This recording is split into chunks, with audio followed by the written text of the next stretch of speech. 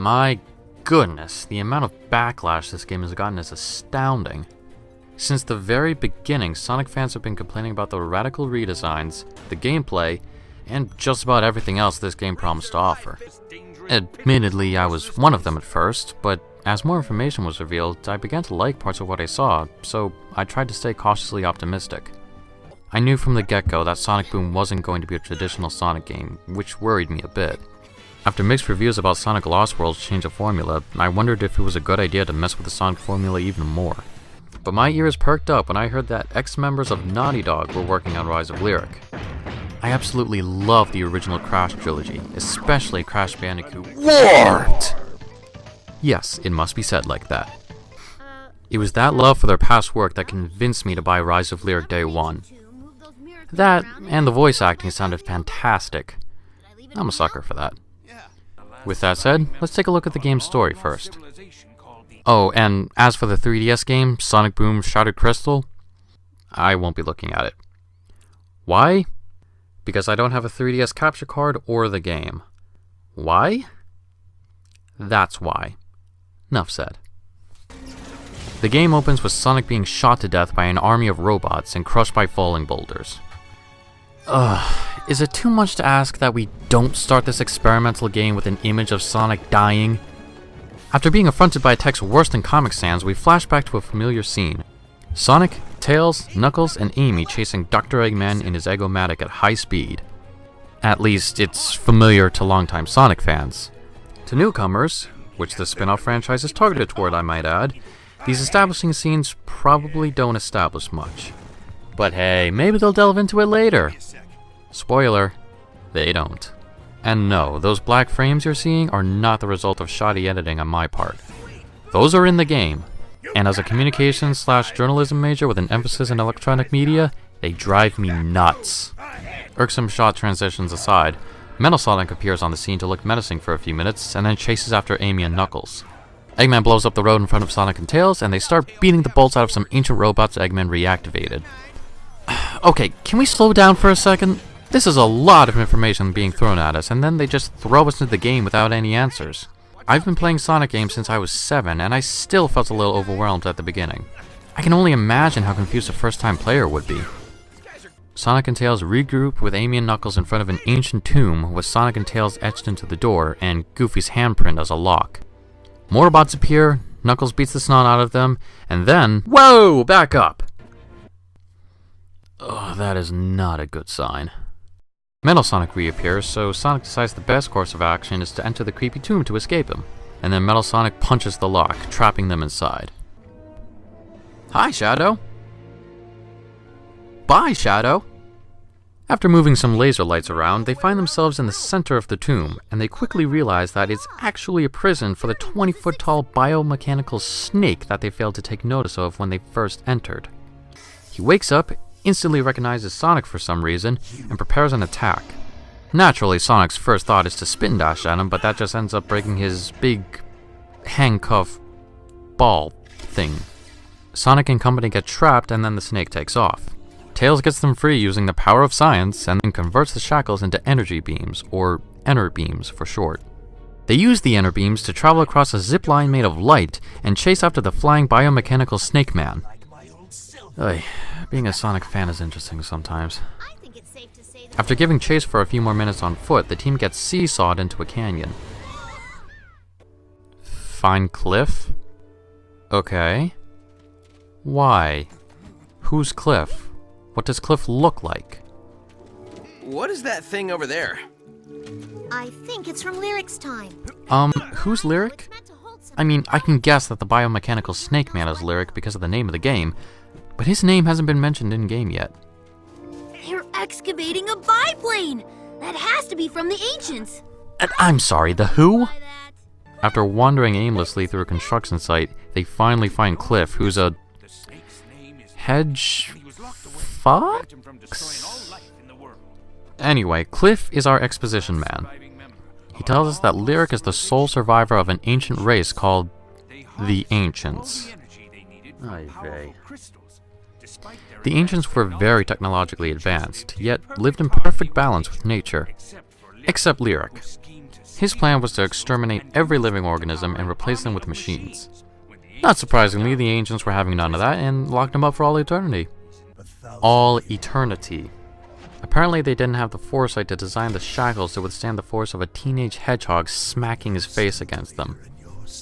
The ancients' technology was powered by crystals, so Cliff figures that Lyric will go after them to fully reboot his army. So the name of the game here is to find the crystals before Lyric can. Of course, they have no idea where to look for them. Cliff's robotic companion Quincy leads them to the mines to look for the first one, figuring that a nearby crystal must have been what was powering Lyric's prison. They find it quickly, and then Cliff suggests looking for the next one in the ancient abandoned factory. Great. Where is that exactly?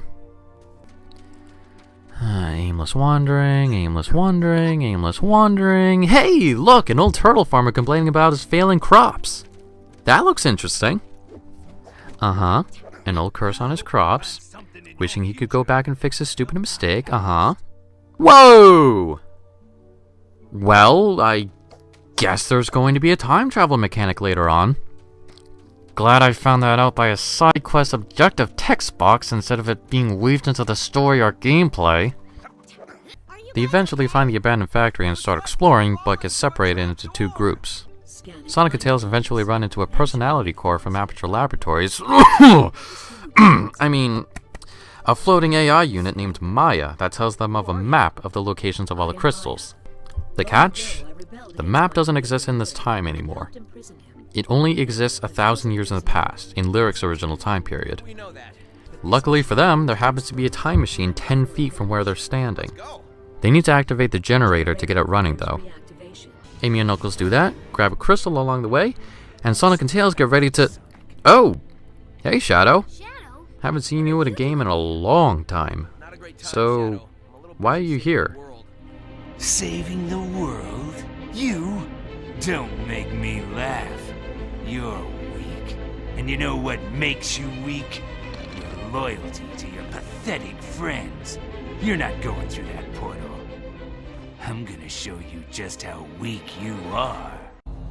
Oh, wow. Sorry, can we hear that last bit again?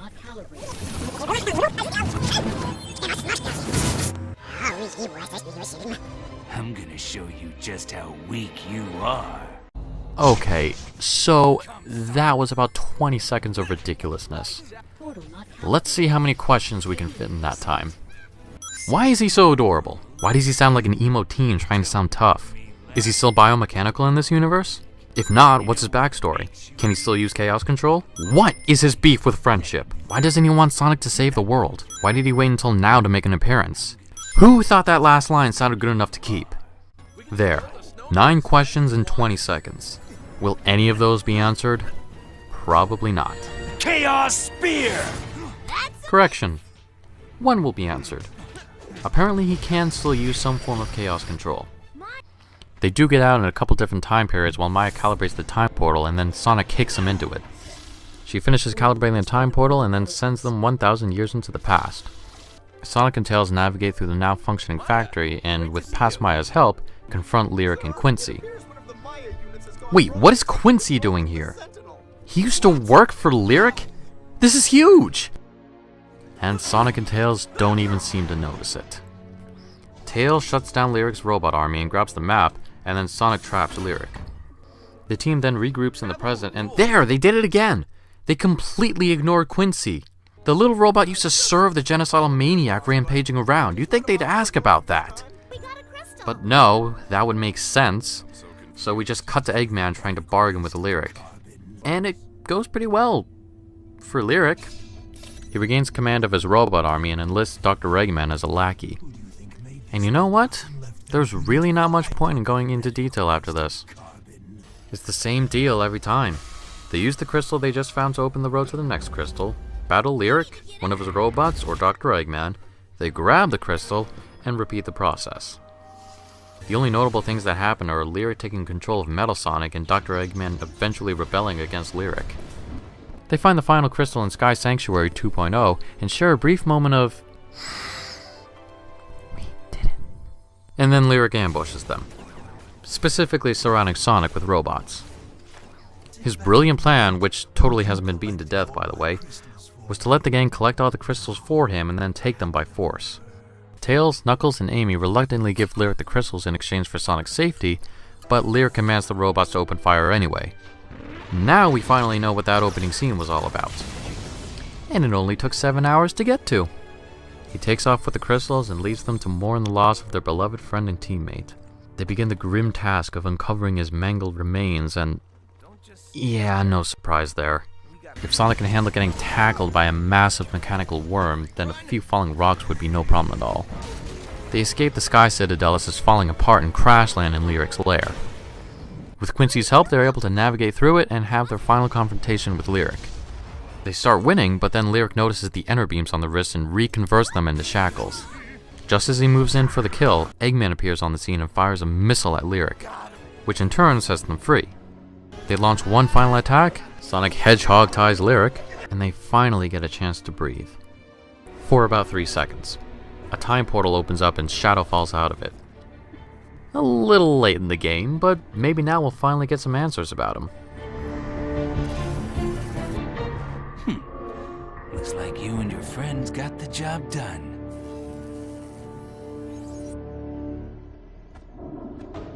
Not bad. Why are you here? Sonic takes out Lyric's robot controlling device, Knuckles chucks it, they celebrate, and then Eggman picks up the device and laughs like a madman. Ay vey, this game's story is a burning train wreck.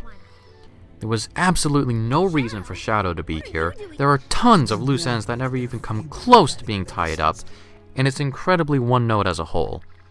Let's move on to the gameplay. There are 2 main gameplay sections, speed sections and, well, everything else. The speed sections are very similar to the quick step sections in Sonic Unleashed, Colors, and Generations. You run along a relatively narrow path at high speed collecting rings and avoiding obstacles. These aren't completely automated though, you can actually stop at any point. You can't go back the way you came though. This is a major issue I have with these speed sections. Scattered all over the game are blue crowns, which you can trade in for new abilities and upgrades. A decent amount of them are on these high-speed roads, usually on alternate pathways. There are a few of them you can get on your first try with enough luck and reaction time, but most of them slip by so quickly that you barely have enough time to register their existence. You see that switch you just passed that will activate an alternate route? Well, you can't go back to hit it. You have to restart the level if you want that crown. Which I would be fine with if there was a level restart option, but there isn't. You have to exit the level completely, sit through a load screen, pop up in another level or hub world, reselect the level you were in, sit through another load screen, and hope you have the reflexes to hit it this time. Otherwise, you have to go through all of that again. A lot of the obstacles require lightning-fast reflexes to avoid as well. But even with those major flaws, I think these levels are pretty exhilarating and fun. They only last a few minutes at a time and are just plain fun to zip through. It is a bit distracting when the frame rate chugs though. Let's move on to the gameplay that makes up most of the game. Similar to Sonic Heroes, you can switch between Sonic, Tails, Knuckles, and Amy at any time, as long as they're all together. The 4 of them share some natural abilities, such as having the same running speed and being able to double jump.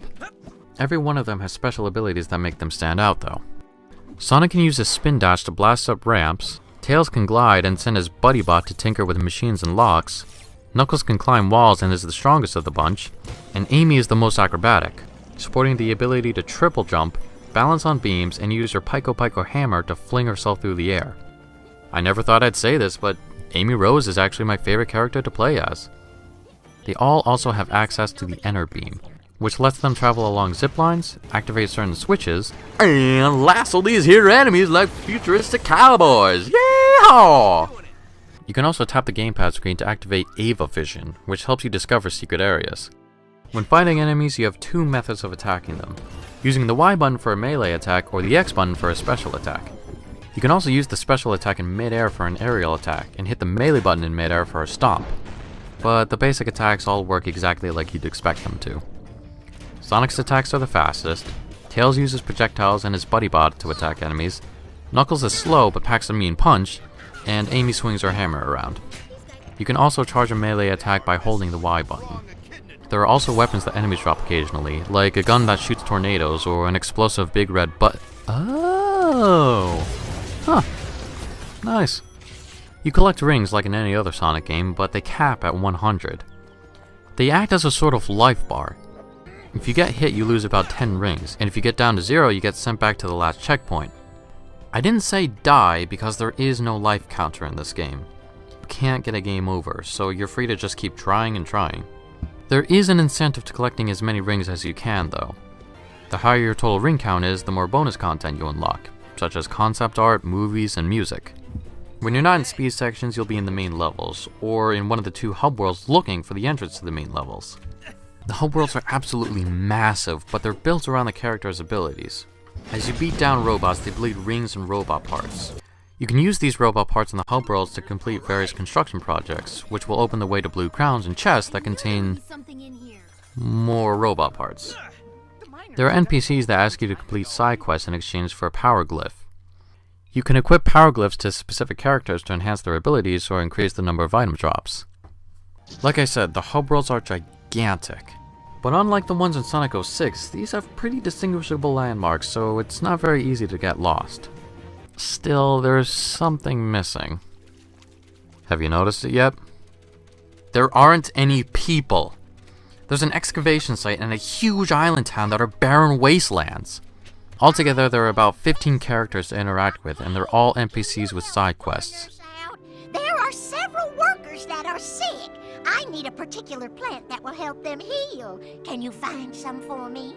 I'd be happy to help you out, Doc Ginger, but your supposed sick workers don't exist. The lack of people is really glaring on Bygone Island. The town has dozens upon dozens of buildings and towers, but there are only 3 people in it. The mayor, some chick who wants to start a resistance, and Styx the Badger.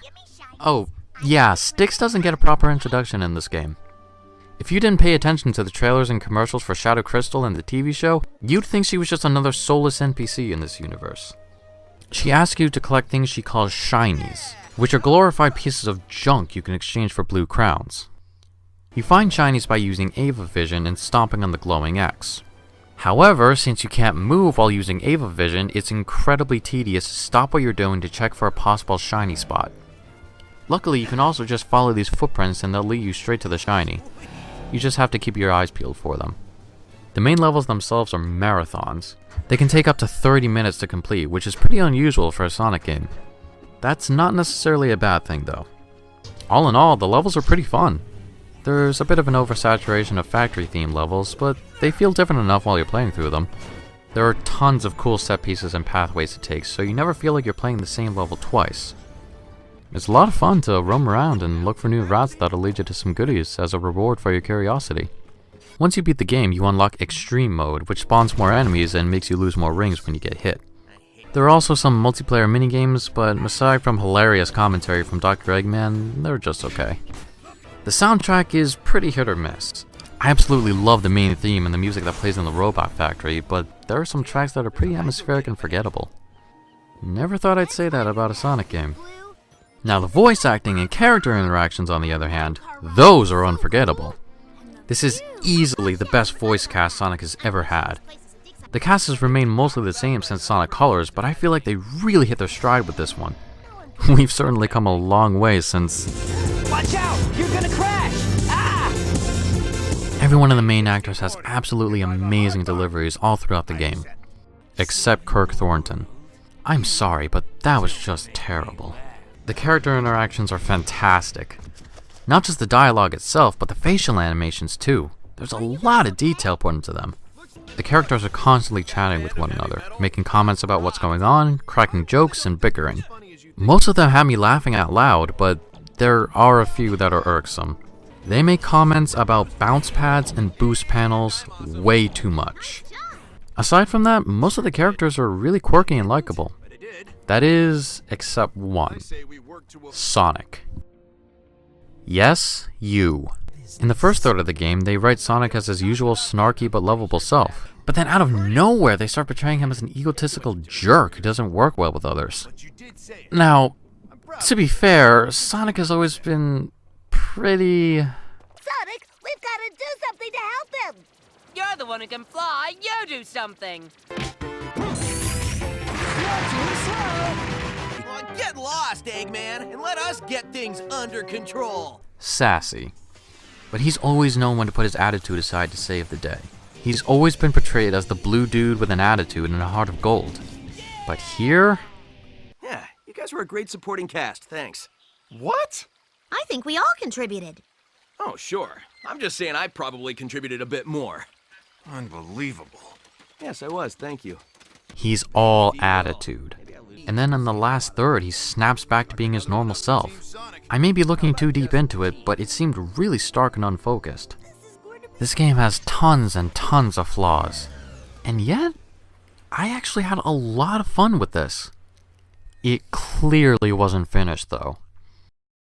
I've seen a lot of people compare this game to Sonic 06, which is justified because that's the poster boy of an unfinished game, but Sonic Boom is nowhere near as bad. What's the matter? Yeah, I encountered some glitches here and there, but none of them were game-breaking. I think there's still fun to be had, but the game's very, very unpolished. But even though I had a good time with it, I couldn't easily recommend this to anyone. Longtime Sonic fans will most likely be turned off by how radically different it is from a conventional Sonic game, and newcomers would be incredibly confused throughout the entire game. Not to mention, both parties would feel ripped off because they paid full price for a game that feels about 70% complete. I understand why they rushed the development. They had to get it out before Black Friday, and then they pushed it forward a week because there was no way they could possibly complete with Super Smash Bros. Release. But rushing out a big game before it's finished is what nearly killed Sonic back in 2006. I'd much rather wait longer for a polished game than get a half-baked game sooner. I want to love this game, I really do, but there are way too many flaws and it left me with too many unanswered questions. Why did they dumb Knuckles down? Why is Shadow here? What's the deal with Quincy? There are statues of regal-looking hedgehogs and echidnas, but they're never even mentioned. Thankfully, the game writers are also writing the TV show, so I've been really enjoying that, but they haven't talked about how Styx became a member of their gang. Did they leave Lyric to die, or did they try locking him up again? Ugh. Maybe these are all answered in Shattered Crystal. I should really just bite the bullet and buy that. Ow, those rotten, sneaky... That is not okay!